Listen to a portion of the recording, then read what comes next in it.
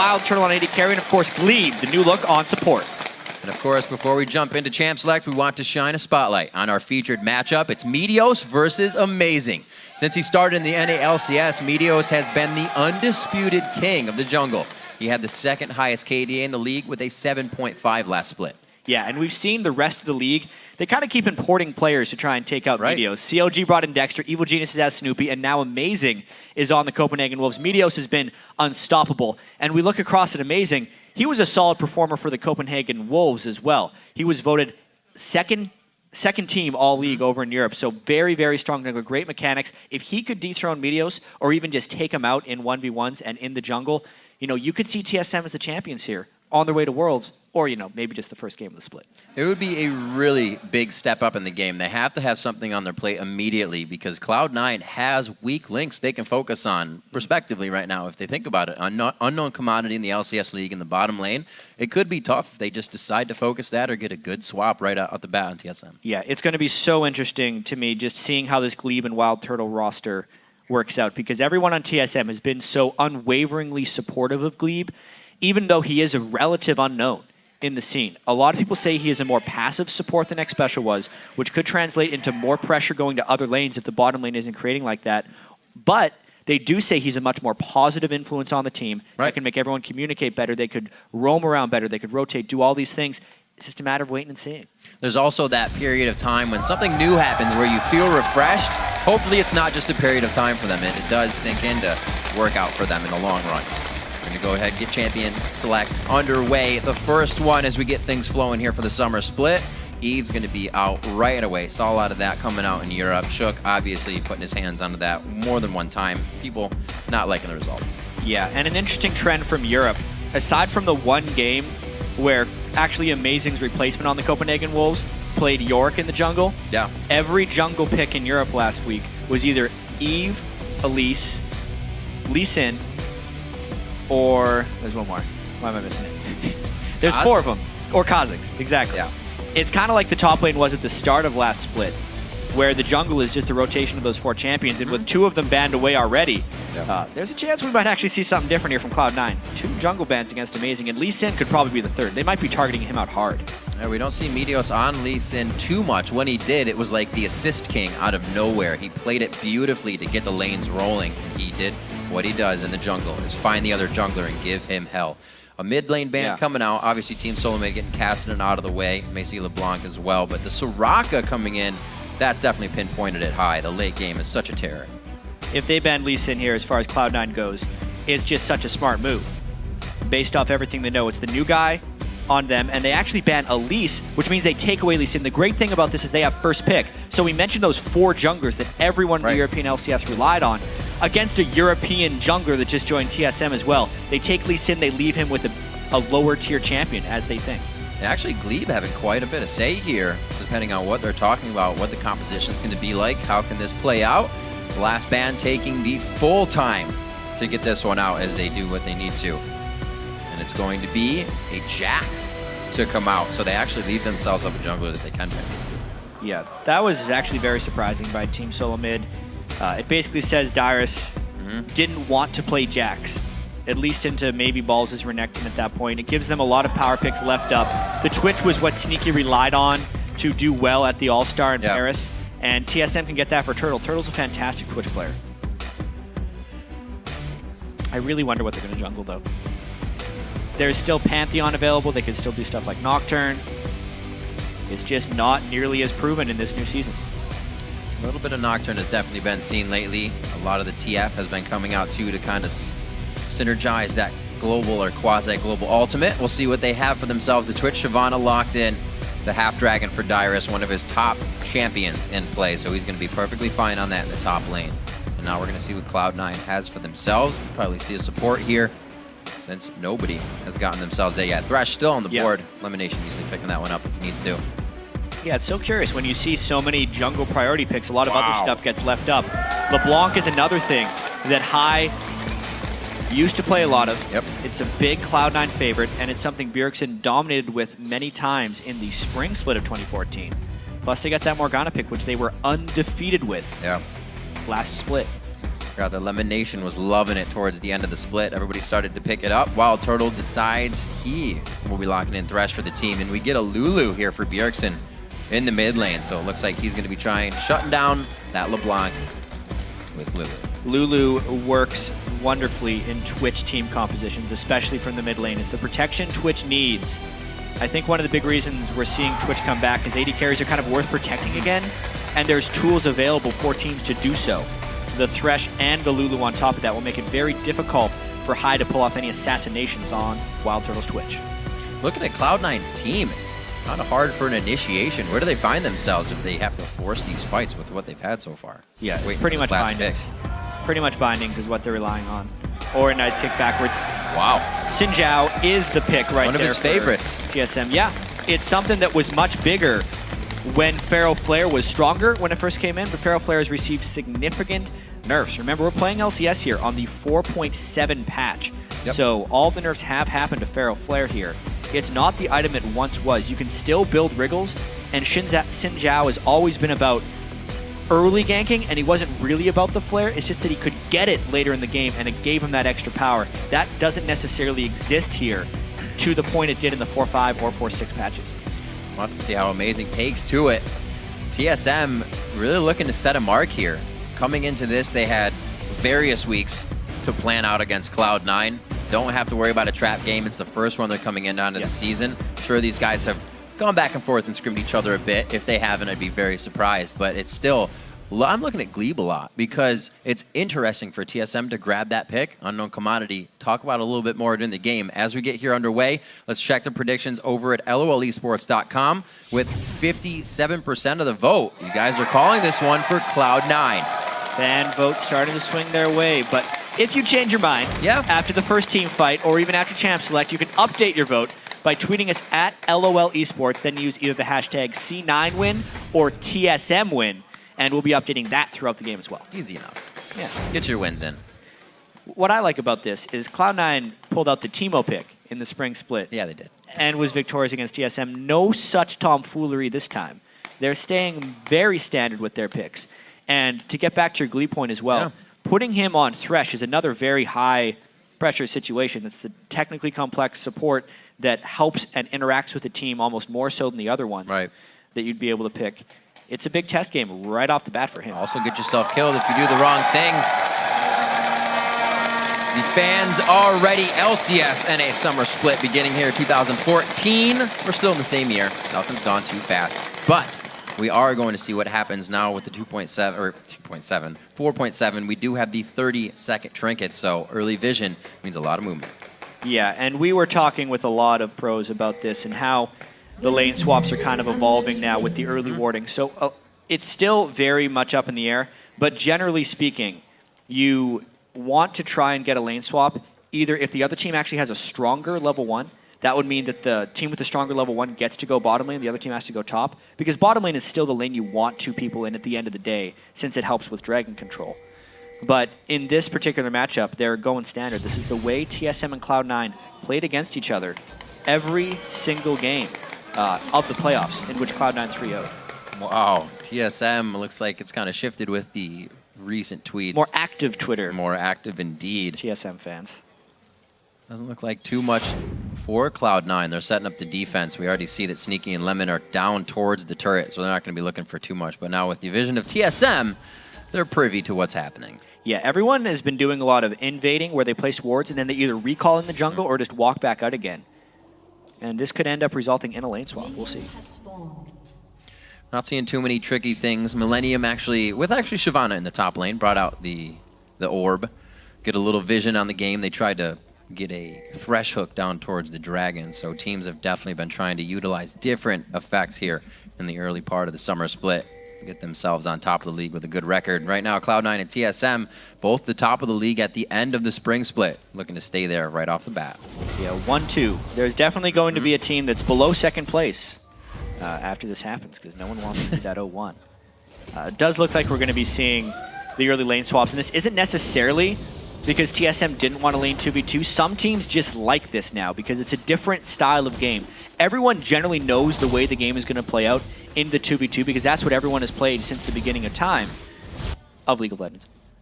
ever since there's an AD carrying support. We've got to define the statement a little bit. But now it's all about who can move better, who can deny more farm. It's not about fast pushing anymore. It's actually about shutting down the enemy top laner. And if you're TSM, you've had balls get incredibly fed against you in the past in carry games. That might not happen if you try to shut him out like this. It almost seems like this would really be something that favors Cloud9. Losing their blue right now, but we know Lemon Nation to be one to roam very early. This was a bad move by Cloud9. Whenever you have a lane swap as such, you generally can rely on an invade of your second buff because the other team has more people on that side of the map. This is something Cloud9 is very familiar with. But instead, they ran to their blue anyway, thinking TSM wasn't going to be there. They're still going to trade buffs anyway. That is a lot of ground covered without experience gained for Cloud9. Time being wasted here for C9. A lot of little things could give TSM the lead here, but the game is nowhere near one-sided yet. Dyrus and Amazing still sharing experience. We'll have to see what happens until Amazing comes up with his first gank. He's looking to really write a story for himself here, as well as Glebe in that bottom lane. Still doing a bit of roaming here with the team. Yeah, there could be a bit of a collision here in the mid lane. A lot of early wards out, though. High with the properly placed trinket ward. Try and keep himself safe here. And I do have to say, if we think back to when Turtle actually made it onto the scene, he was, at the time of playing, he got a pentakill in his first game. But at the time of playing, he was still an alternate. Whereas for Glebe and Amazing, they're on the team right now. But there's still the same amount of pressure. This could be a 4-man dive. He's got to get out of there. He did. Smart play. Ball's getting himself to safety, and Team Solo Mid's going to go fast on this top turret. Amazing actually isn't going to give any pressure to that, so they're going to slow this one and try to soak up more experience than get that turret. We've been seeing so much more of this across every league in competitive. It is just about stopping the other team from farming more than doing the fast pushes. And the things you generally just have to track is how far behind are the top laners getting, because that's really the goals of both of these things. The mid laners get to have mostly an isolated game, 1v1 against each other. Hai and Bjergsen are trading very evenly early on, and it's just about Dyrus and Balls, who's going to be more far ahead or behind. And it looks like Dyrus has the slight lead, 6-2. Doing what he can.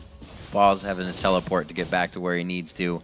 Down towards the jungle. Looks like he's actually trying to get over to Meteos to share wraiths right now. There is not much for these guys to soak up, and it really is hurting. Meteos, like you said, having that time to run all the way over to blue. They're a little bit behind. He's level 4, Hai's level 5, so he's not keeping up with mid lane.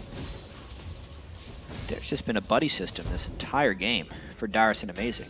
They are basically double juggling, which is the craziest thing. You haven't seen that strategy in quite some time. Maybe from the Hexakill at All-Stars. And it looks like Balls has kind of seen that with Dyrus out of lane, that's what he has to be doing. He's doing now the same thing with Meteos in the bottom side of the jungle. Yeah, I mean, if I look all the way at the bottom turret, Cloud9 hasn't even touched it. So Sneaky and Lemon Nation have basically been freezing that bottom lane since the beginning of the game. And since they are the duo lane that has the bottom lane, they can just go and take this dragon since TSM isn't pushing either. This will give a very slight edge to Cloud9 as a team, but continue to deny balls a little bit. This is a very interesting start to this game. A little bit of gold here. No map pressure really being gained on this one. They do have the timer for the dragon. Team Solo Mid not really thinking about that one just yet.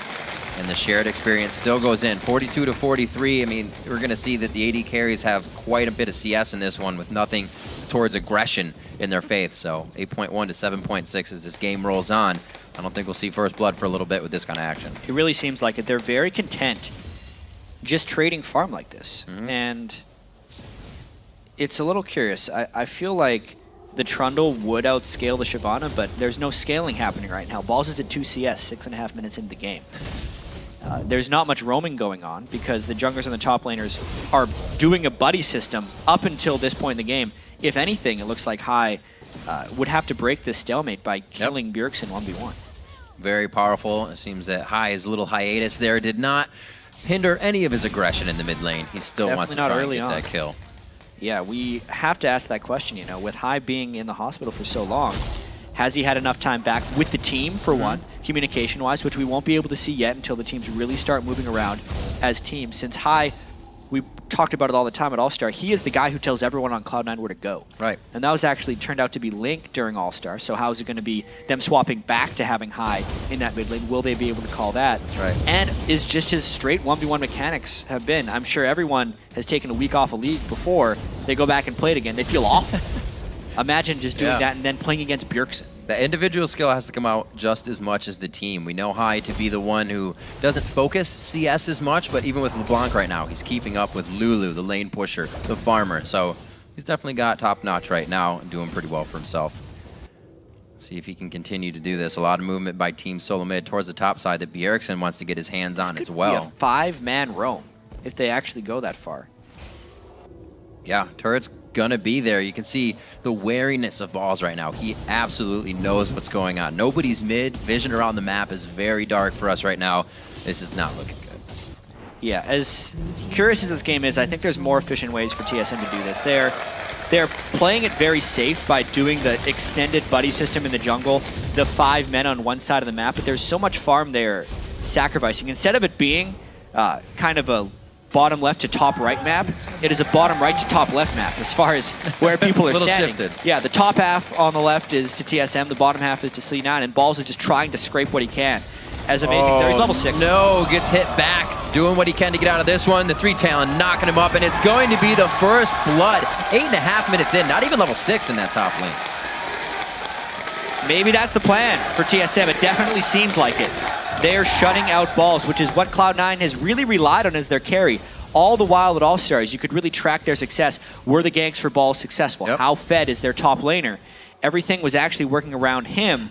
You can't work around a level 5, 9 CS Trundle as the pillar for your team to revolve around. It just doesn't work. Now it's got to be Sneaky and High doing the heavy lifting. And that's something I was just thinking about as well, is Cloud9 kind of okay with letting all of this happen because they think they have the better team fight with 2 new members on Team Solo Mid. Is that organized 5 just going to go ahead and take the fight over? Cloud9's always been a team that has had spectacular team fight instincts, you'd almost say. Because we listen to their communications and team fights, and they're actually very sparse. They don't say much. They just know what each other are going to do. That's something that only comes after hundreds of games of repetition with each other. And there's no way TSM can have that immediately. TSM will have to have more pre-planned fights or just stronger initiations outright so they don't have to deal with the innate communication or just synergy advantages of Cloud9. Wild Turtle. Oh, could be getting a good bit of damage, but Dyrus in the top lane as well. Tries to get a flash over the wall, but the Dragon's Rage coming out immediately. One last shot, the auto attack, the heal, and the flash. Wild Turtle trying to make it sneaky here, but can he get the kill? High could be going down for this one. I don't see him getting out. He grabbed the clone. No, he grabbed the right one. The clone went to the top side. Well played by both teams. All right, so Cloud9 gets a gank in the top line. At that point, there's a kill trade in the bottom lane, and how does Cloud9 react to that? The gold is still very close after this one, and things actually just kind of reset, crazily enough. Yep. Dyrus getting a big flex on the muscles there to the top turret. You see Meteos and Balls running right away, but Meteos will not stop at that. He's going to head into the jungle and get a good vision in. TSM's thinking the same thing, and Amazing's going to take a little bit before he leaves. We'll see if Meteos passes over this ward, and he does. Nice job. Ooh. Oh, hey-oh. He passed over it. Never mind. Always check for the pings. His money, his pockets are full of gold, maybe. Yeah. Who knows? There's a chance he was scared of a Twitch somewhere. That's true. Or Thresh. Those pink wards can often 5 seconds is a long time to stand would still. say he missed it, though, in all likelihood. TSM not trying to push mid with 4. Interestingly enough, there's 2 kills on Amazing right now. He's actually went with the Lizard Elder, so not even going the Wriggle's Lantern route. He will not scale very well into the late game with that gold. He needs to use that right now for more jungle invades, more pressure, and most likely a dragon fight. He wants to shop within the next, pretty much right after this camp, so he has spent that 1,200 gold sitting in his inventory, and they can make an advantage. Good job by him recon right now. So if that happens and you buy the Lizard, are you kind of forced to be a tank, or can you kind of switch into damage still? Xin Zhao has never been fantastic as a damage dealer. That is basically going to be his sole damage item, and then he goes tank from there, and will just rely on trying to stick to people and create action that way. Well, movement towards the bottom lane. We'll see if this can be formulated for a dragon. Dyrus has the lane in a good position to make his way diagonally across the map for help there, but the teleport on Balls is up, so he can definitely make it a lot faster. 12 minutes into the game, we're getting to that point where Cloud9 would be able to test that 5v5 of Team Solo Mid. And it looks like TSM's going to get ready for it. Blue being picked up by Bjergsen. High wants to know what's going on as well. Yeah, Dragon is live. Balls is going to try and get as much free farm in the top lane as he can, while this Dragon is just kind of poked around at 4. He does have his teleport to come in, whereas Darius' teleport was on cooldown, so he's actually trapped down here. Cloud9 wants to dilly-dally around this Dragon for as long as possible to allow Balls to get back into this game, because they need that Trundle to be strong. He's quite a bit behind, only able to sustain in lane with a Scepter right now, so he's not trying to put anything in front of him that's going to get him killed. Good ward kills going down. 2 pink wards controlled right now on Dragon by Team Solo Mid. So far, they have it. And I do wonder how much reevaluation of the game TSM did during the offseason. They did not buy that many pink wards last split. Bjergsen himself bought 1 or 2 the entire split. He's got 1 in his inventory right now, and there's 2 on the map for TSM as a whole. Cloud9 putting the teleport out, going in! They're all taking some good damage. Amazing trying to go in, but he's going down immediately. No HP there. Darius is going to be trying to go on the front line. Dragon's descent into 3 members, and it's going to be sneaky. Put down the shot. A double kill for Meteos as he puts on the pain. Wild Turtle's going to get shot here. A good Q coming in from Sneaky. A flash on the Sonic Wave. No following resonating strike, and we see Bjergsen heading for the hills. I mean, Riv, you and I were just talking about this. How was the team fight coordination of TSM going to be versus a team as experienced as Cloud9? It looked like they had no team fight coordination there. Complete disarray as Cloud9 destroyed them. Now TSM pushing off the Dragon because Cloud9 is at least low, and there's respawns for TSM. Good power and thought here. This call coming from Bjergsen and the rest of the team. This would be quite scary to keep going in on. We do see that High is getting that lane push, so they have something to worry about in the bottom lane, and hopefully he can just go back for this Dragon. Well, TSM knows that Cloud9 delayed their recalls because of the Dragon attempt, so TSM, despite losing the teamfight 3-0, will get the Dragon to kind of recompensate them for some of the gold they lost. Overall, the Dragon's going to be worth about 1.5 kills, so not a great trade, but they keep it even in gold, despite the disastrousness nature of that teamfight. What a great first game to the split. Dragons have now been traded in the game. Few invades to start it off, and Team Solo Mid is keeping themselves just about $1,000 behind on this one. Still looking for Balls to get himself bigger in that lane. Looks like he's going for a Blade of the Rune King right off the bat to keep alive in these fights and sustain. Help on High here for the blue buff. So back to farming now until we can really get something of an objective to go after. Yeah. Now I think the game really begins. Cloud9 has the confidence of completely outmaneuvering TSM in that last team fight.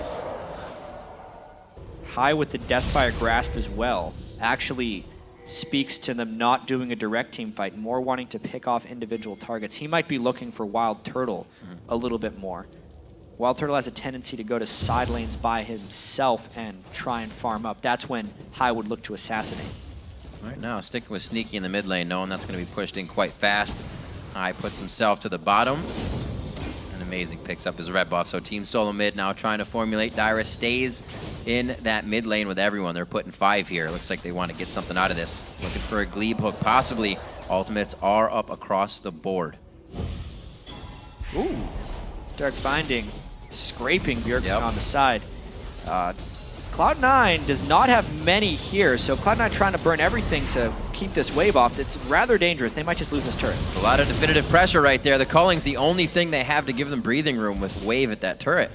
Looks like they'll be all right for it. Lemonation with Tormented Soil can give a little bit of help. We saw how much damage that turret took, and TSM is looking to put their foot down now.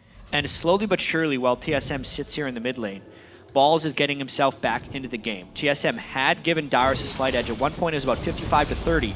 Now it's only 11 CS, and the same assist number on both sides. Dyrus hits that binding with the turret as well. All the while, Balls is farming. This is a sacrifice turret for the Blanc and Trundle farm. Gonna be big. High getting himself a lot of farm in that bottom lane. Like we said, he's not usually one with the higher, and everybody in this game is quite low if you go ahead and look at it. About 150 CS at the 18-minute mark is usually what you're seeing. So right now, a little under. We'll see what they can do to get themselves back. Balls has got himself back to 63 and 63 on the lane. I don't know if he's want to be fighting with that yet. Yeah, he definitely wants to complete his items before he makes any big moves. And he's freezing the lane, trying to deny the farm back from Dyrus. It's so much more denial of farm is happening now. After everyone played against SKT in that All-Star game, Flash had to be burned by Amazing. He was High thinking he could take Amazing. He knows. He knows the clever tricks. Nothing new to him. Double sweeper. Yeah. 2 for 1. Very nice. That was actually a big example of one of Xin Zhao's weaknesses as a jungler, is he is very much all in but has no escaping mechanisms. And that's something Meteos was very adamant about on why he doesn't like playing Sin as a jungler, is just because that exact thing. If he is ever in a posturing position and someone else closes on him, he has no option but to either re-engage or burn his flash. If you're on a Lee Sin, Kha'Zix, you can always either repel or jump away. Instead, Amazing loses his flash and a lot of pressure as a jungler. Slow farmer in the top lane. A lot of pings towards the bottom. It looks like TSM isn't looking to get too much, but just the extra turret right now. Get a push on the bottom lane, try to formulate a bit of gold. Meteos has that stop on his mind, but he's actually backing, so they may be able to get this with Bjergsen. A little bit of gold is going to be necessary. With that gold lead going about 3,000 now, items are going to start becoming apparent in the inventory of Cloud9 that are not there for Team Solo Mid. Yeah, and Bjergsen is going to have to be a much more central factor in the next team fight that happens. If we get to see another scrap around the Dragon Pit, he needs to be that supportive mid laner, kind of like he was on Karma when they won their semifinal game against CLG in the NA playoffs. He can't just be a no factor, no assists, and he can't take free damage like that. Ooh, Dyrus taking a little bit of pain here. Looks like he'll be able to get out of that one safely. You know, speaking a little bit about Bjergsen, maybe. Speaking about Bjergsen, puts out a Glitter Lance to save the team. Himself in mid lane didn't really see a lot of Amazing like Odd1 would have been. Definitely not, but that's just because of the nature of the game. We hadn't really seen early games react like this in North America. We've seen early game turret dives, we've seen early game fast pushes, we've seen standard lanes. We haven't seen extended kind of rotate the map 90 degrees and keep playing like we did at this one. Play it sideways. Where it was just top lane denial. With that said, though, 100 CS now on balls. Cloud9 has successfully stalled the game long enough for him to become relevant. It's a very scary team to be losing your outer turrets to. Once Cloud9 can get into the jungle, most of their team can pop over walls, can do whatever they need to, bind over a wall, and keep that fight going. Team Solo Mid in that fight has a lot of defensive and back-off moves to disengage. Cloud9 is looking to do that. With those outer turrets down, they start to move in a little bit more. Make sure they clear it out for safety. And there's going to be so many questions as well about TSM as a move throughout the season. Obviously, when you add 2 new players at the very start of the season, you can't expect immediate success because there's so much different in the team. There's many different things to work on. Right. Another thing we have to look at is Odd1 and how he's going to be a coaching influence. Is it going to be another one of those St. Vicious' coaching Team Curse where he helps out for a couple weeks and then fizzles out? Is it just saying he's going to coach, or is he really going to be a positive impact, showing Amazing how to work with Bjergsen, how to work with the rest of the team, teaching them how to shot call? And as we've seen so far, TSM has looked a little bit in disarray. That could be because they're a new team. It just means they really have a lot to work on. And it can go to even playing with that person. You know they have the right mind, but you may even still second guess that. Yeah. It can hurt a situation a lot. Balls to the top lane. Teleports up on both sides, and the Dragon is alive, but Cloud9 is already 2 steps ahead on this one. As TSM is actually formulating quite a bit towards the top side now, putting a lot on balls. Well, the idea would have been to put a lot on balls, but they really didn't do anything. While the Dragon was being taken, they had no pressure on lanes. They got maybe a little bit of war control, but Balls is ahead of the game, sees them across the wall. There wasn't even a buff to steal, and now TSM is pushing up the mid lane, or getting pushed up the mid lane. They actually might win on this turret push. Cloud9 staying in the mid, though. This could be a bit of a race trade. C9 without too many minions in the mid surprise lane, Twitch. I believe. Sneaky gets hit up right there. That's the HP that he needed to stay alive. The culling in the face, and it's going to be the Contaminate to take him down. Sneaky gets twitched at that point. It's very little you can do when a Twitch gets up in your face with Blade of the King. Sneaky ended up burning both his summoner spells and still fell. So he's even at more risk. He can't necessarily split push like that on his own with Twitch having no eyes on the map. So Wild Turtle now has something on his plate that he can go and look for. I don't think Sneaky's going to be doing that, as you said, anymore. The Triforce almost built up on that. He's got a 30 CS lead in his lane. That's what it looks like going to be a Phantom Dancer and a Blade. We'll just see. Sneaky tries. He gets a quick Blade of the Rune King off. But yeah, I mean, Sneaky tried to do all the right things. He immediately turned on him. He used his spells, got auto attacks on in between them, but Twitch just does more. More damage straight off the bat. That's the big reason he's gotten so much prevalence in this type of game, is not only is he a good late game carry, but in the farm denial type of game these guys are playing where you're just not able to farm lanes, Wild Turtle shows why there. You pop up on someone as soon as he felt he was safe and he gets a kill. Twitch also providing that one-off in a fight where it kind of ruins the positioning of the other team. They have to be considering spray and pray or rat-a-tat-tat the whole time. And that's going to start doing damage, even though it reduces to 40%. Still hurts as it goes through your team members. 5-3 in kills right now. We're 22, about a half minutes into this game, and TSM formulating towards the bottom side, and that's going to give Cloud9 a bit of a run here. Yeah, they're going to be rushing this. It's a question of how fast can TSM get here. That Baron goes down real fast, and Bjergsen is really lagging behind right now. They do have that Blade of the Rune King onto balls. That's going to help on the percentage damage. Baron down to 3,000, 2,000 now, 1,500. They are close, but amazing is not. Baron goes down. And Cloud9 is going to set themselves up for a run at the front door. These are positional and shot-calling things for Cloud9. We're wondering how Cloud9 was going to adapt with High coming back. It looks like they're right where they left off. They know exactly where to go. They saw the move bottom lane. They just rushed the Baron. No fear, no hesitation. Whereas TSM was caught with Happy Feet running back and forth from the bottom lane. Cost him a Baron. Very much out of position. An error indeed for Team Solo Mid, especially with Bjergsen so far behind. An uncontested Baron, only 23 minutes into the game, something we usually see as a fight and a crazy take. They're going to do whatever they want here. Sneaky trying to act as bait in mid, balls with a push towards the top lane, and Team Solo Mid is going to have the multitasking now to take care of. Yeah, Dyrus trying to do some attention drawing over here, getting that bottom lane turret down as low as he can. Still can't take that one out. The longer he is down there, the more dangerous it becomes for TSM. There's a big gold lead and a Baron buff. A 4v5 dive, even with the teleport threat up, could still end the game if you're TSM. That attack speed coming out of balls on Trundle. Another turret goes down. A big surge of money coming in with Baron and 2 following turrets to only lose 1. No members have even dropped in this last experience that Cloud9 had, and Dyrus is going to do what he can. Teleport's still up, but he's going to decide to go back now. Yeah, a 1 turret 4-2 trade. Maybe the best TSM could have done considering the circumstances that they were down a Baron buff. Now is where the map really starts to get starved out. You can see there's 2 pink wards on the map right now for Cloud9. There's 4 more in inventories. Lemon already has a pink ward out, so they can get 5 pink wards on the map right now as they try and completely control the vision of every little jungle minion of TSM. And since they've taken out all of their outer turrets as well, they can really start starving out the farm.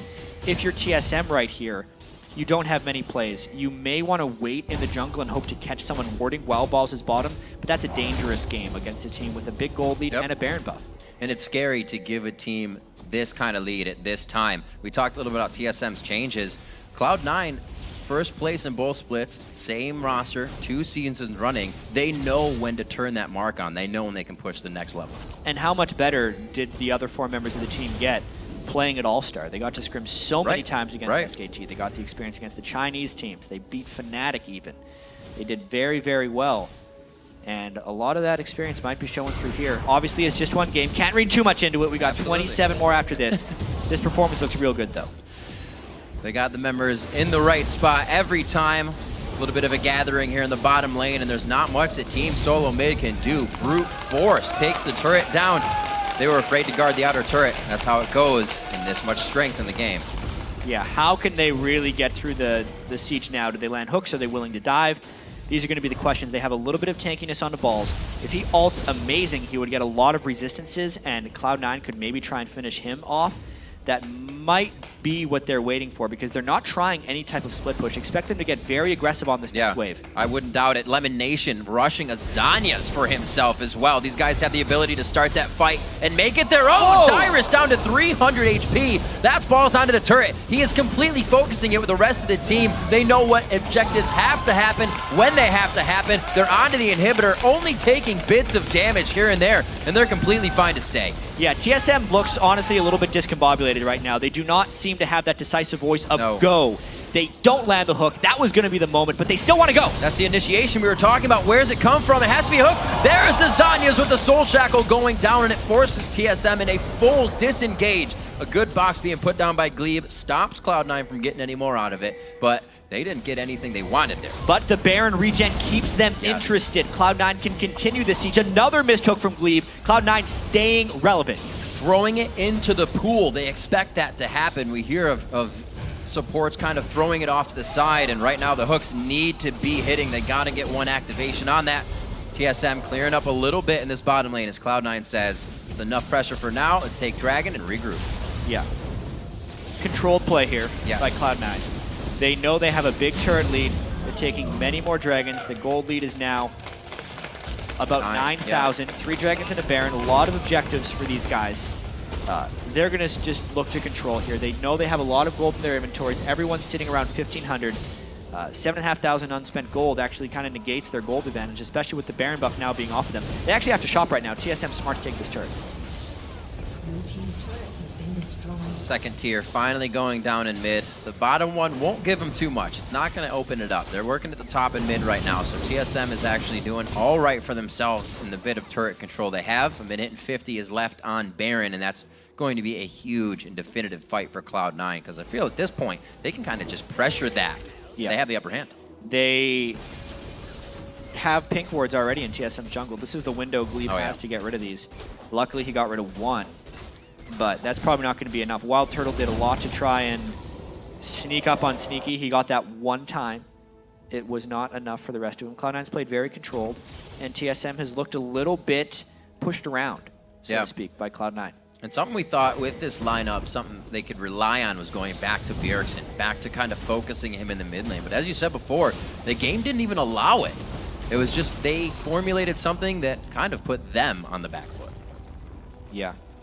And especially the farm denial that they attempted on balls. Right. And that's him true. now sitting at 186 CS, only 20 lower than a mid laner. He spent so much time in that side lane getting free time, and TSM wasn't able to capitalize on that in any way, shape, or form. There will be a lot of talking to be done by TSM after this. The coach Odd1. Reginald's still kind of an owner, manager, coach, will still be helping out, I'm sure. Cloud9, they're longtime rivals. It's not like this is a new thing, losing to Cloud9. They've only ever beaten them once. Right. But they were hoping with these roster changes they could get a quick one for confidence. It does not seem to be that way. They'll need to work on game 2, most likely. Cloud9's building up a lonely defense on those top sides. Like we said, Lemon Nation with the Zanyas, we saw him try to use that already. Looking at flashes, exhaust, heals, what everybody has. Most of the flashes are up, so an engage could be coming from both teams. And Jats, 15 seconds. We already got pings on the Baron, and TSM sets up goal side on that one. Yeah, it would be suicide for TSM to start Baron. Right. Especially with it not even being spawned. They were just making sure they refresh the timer. Cloud9 pushing up mid. They're going to try and play it back and forth. They have the bind catch potential, whereas TSM would have the Twitch and the Thresh catch potential. But the gold lead is such that they would need a miracle start in order to win an actual team fight. Look at Glebe getting caught out here, not with the team, cannot rotate around fast enough, and almost taken out by Meteos. He wanted to get out there. Glebe should be able to get back with the team, but a possibility of getting them split at this point is very dangerous. Yeah, we talked earlier as well. Amazing getting those 2 early kills and then trying to transition to tank. He really hasn't gotten much gold since then.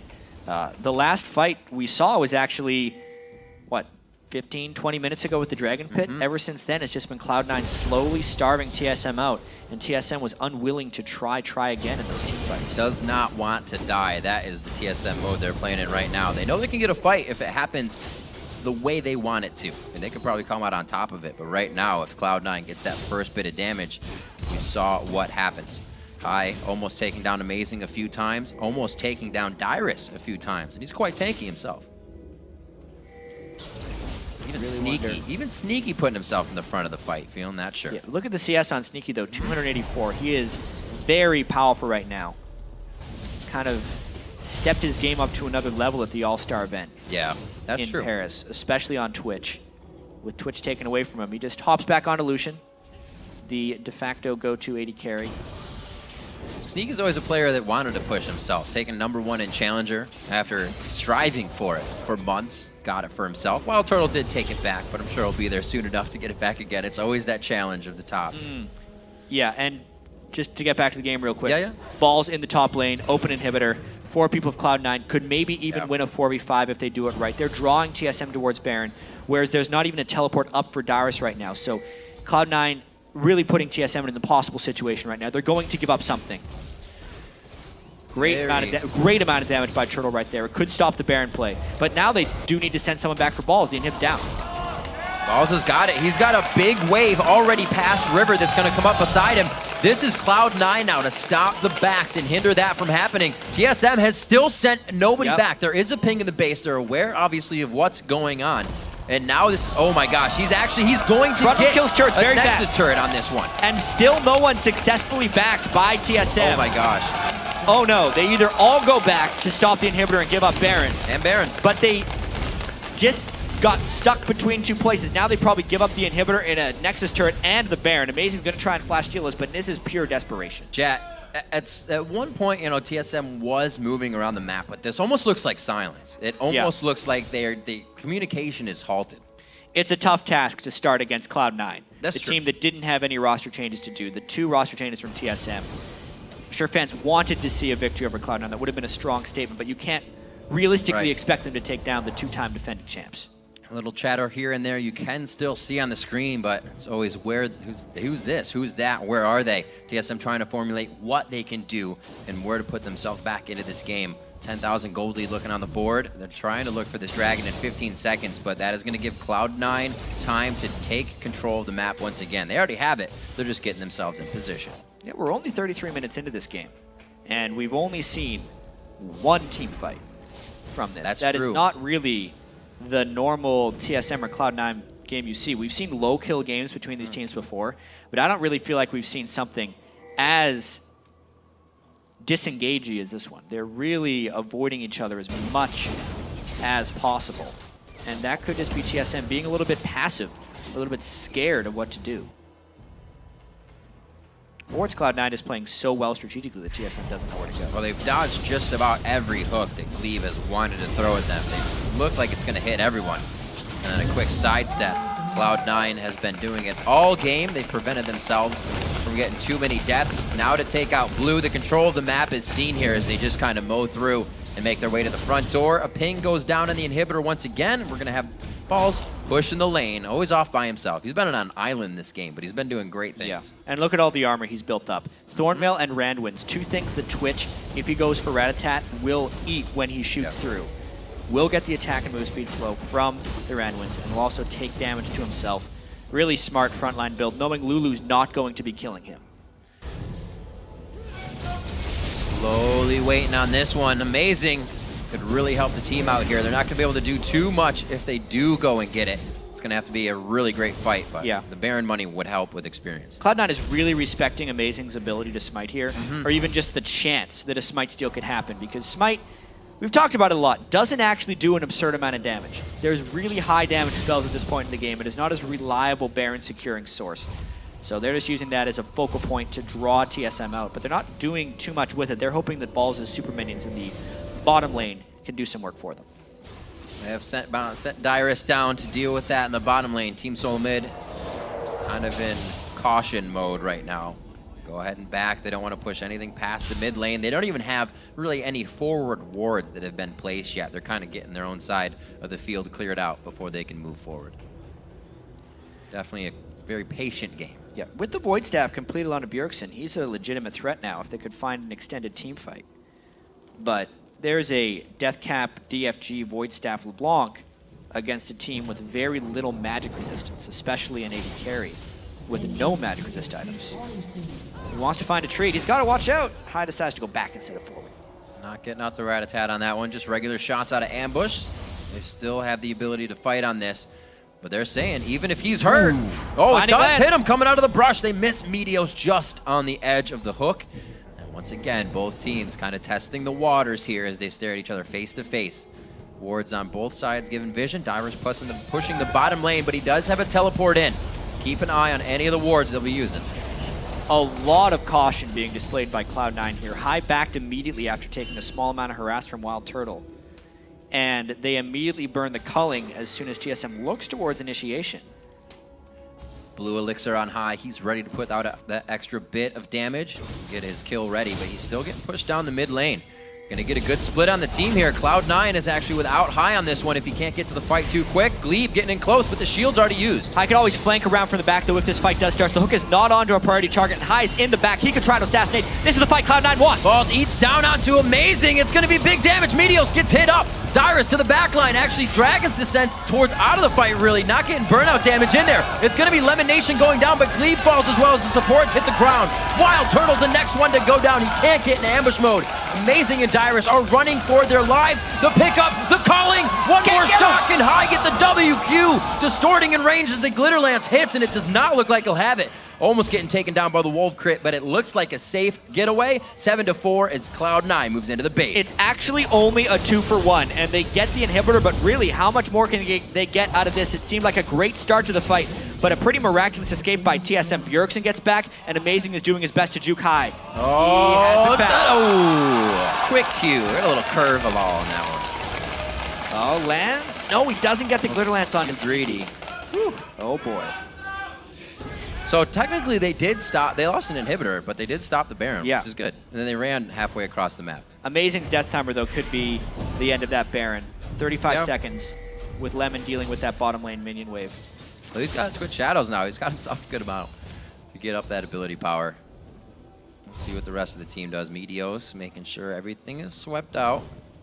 Sweeper's still yet to be used on TSM, so they can move up pretty cautiously here and keep themselves safe. I don't know how he dodged that one. Just lifted his arm real quick. Blade of the Ruin King completed on a Sneaky, so a lot of lifesteal for the incremental amounts of damage he's going to be taking. If Lulu Glitter Lance kind of catches him, he needs to lifesteal up very quickly. It's a very mobile Lucian build. Still great damage on culling as well.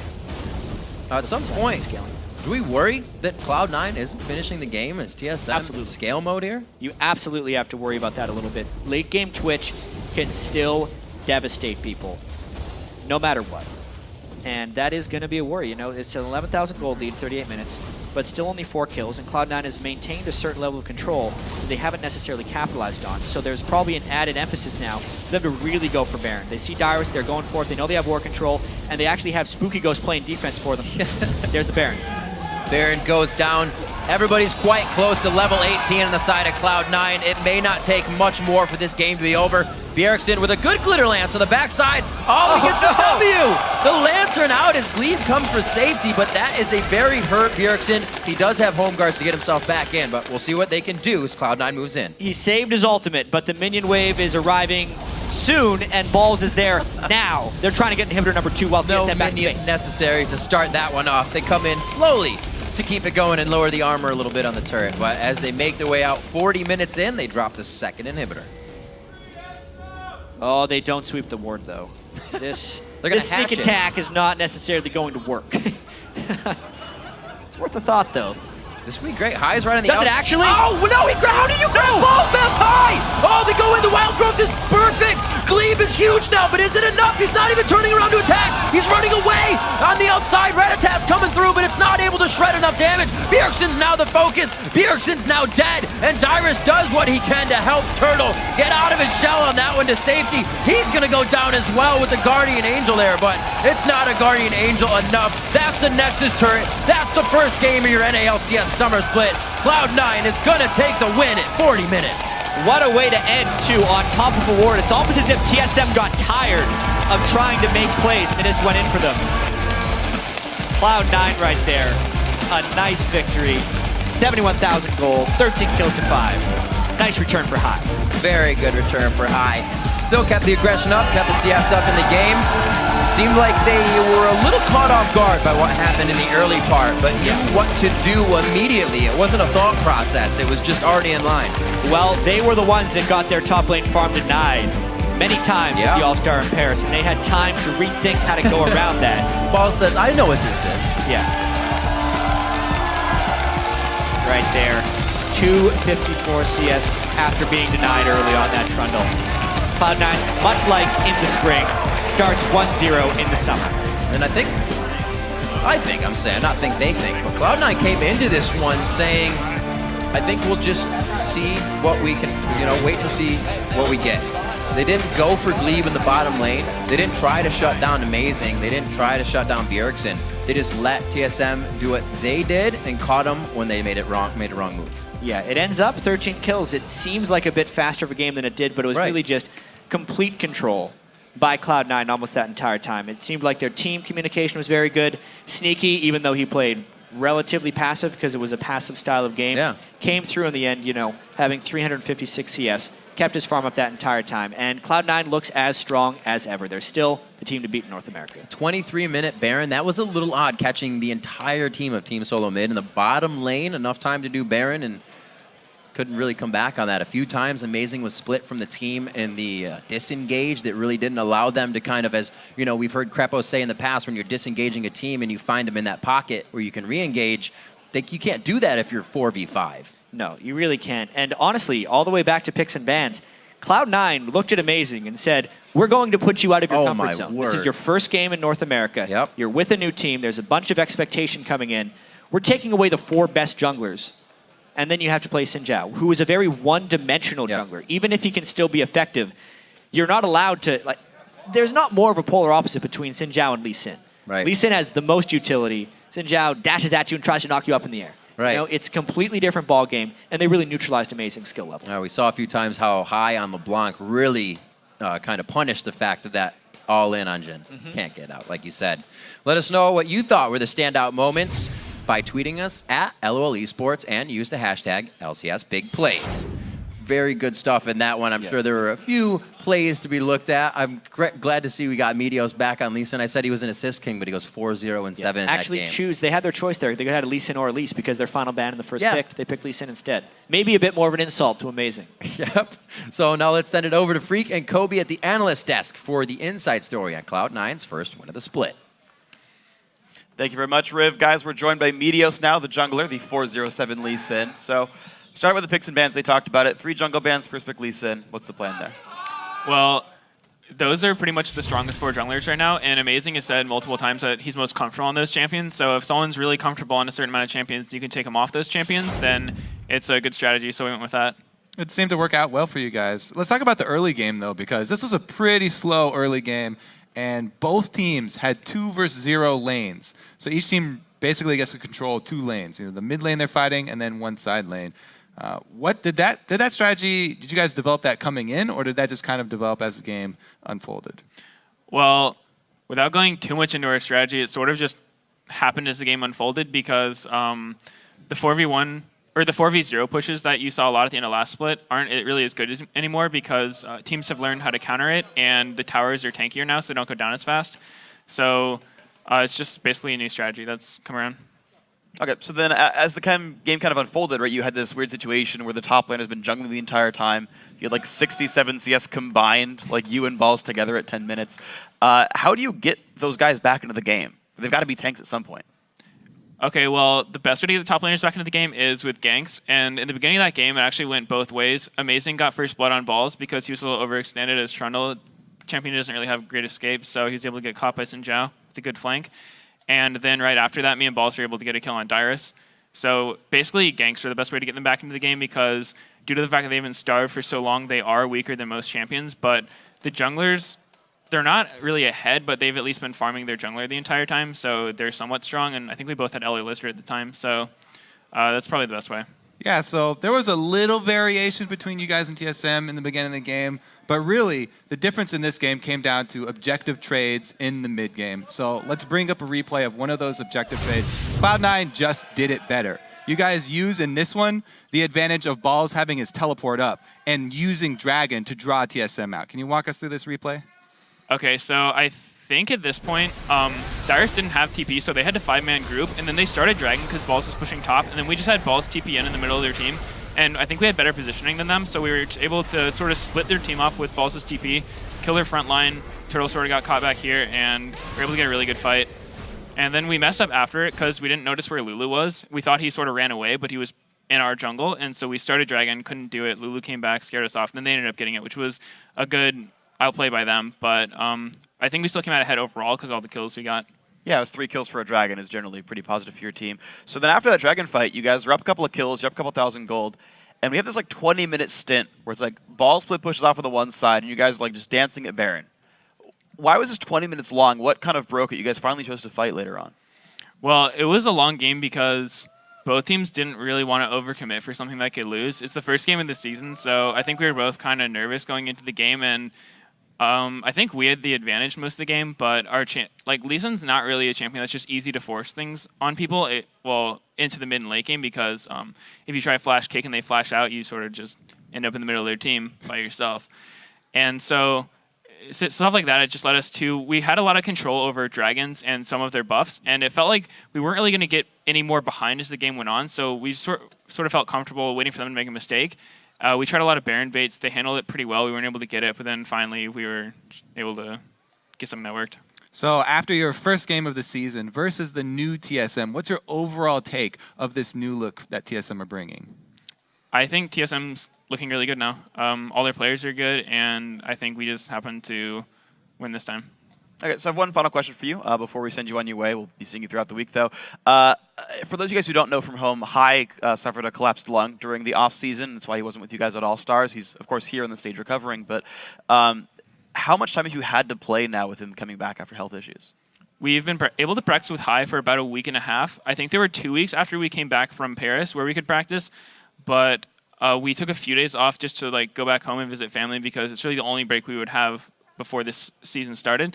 So basically, I think we had maybe 6 or 7 days of scrims with Hai coming back, and it was really hard because when you miss almost a month of practice with a player, it's pretty devastating to the team. So we were losing lots of our scrims and weren't really sure how we would do coming into the season, but I still don't think we're at our best form, and it'll probably take a couple weeks to get there, but I'm glad we won today. And how's Hai doing? Hai's doing a lot better. Good.